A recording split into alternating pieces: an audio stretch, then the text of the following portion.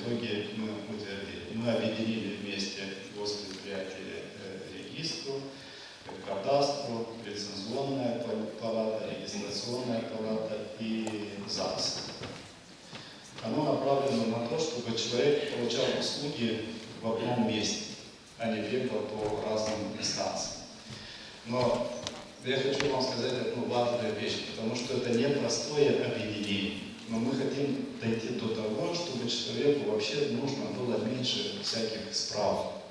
Потому что, с моей точки зрения, это очень большая глупость. Вот когда человек идет в кадастр и регистрирует свой дом, а потом, когда он хочет продать, или, я не знаю, в других ситуациях, он идет в кадастр и берет справку, выписку из кадастра. И за эту выписку платит деньги еще. То есть получается, что я это называю глупостью, потому что получается, я заплатил один раз за мою информацию и дал государству, а потом я второй раз плачу для того, чтобы получил свою информацию, которую я же тебе дал. То есть это неправильно.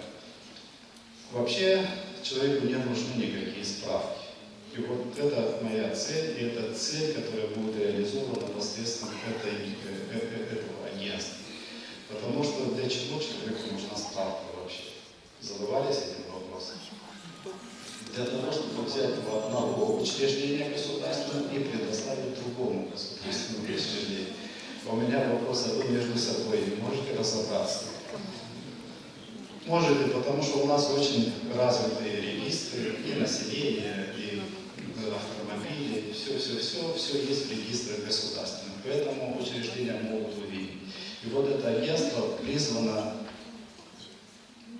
чтобы мы дошли до того, чтобы нам не нужны были вообще справки. И обращаться к публичным услугам как можно реже. И чтобы эти услуги были как можно ближе к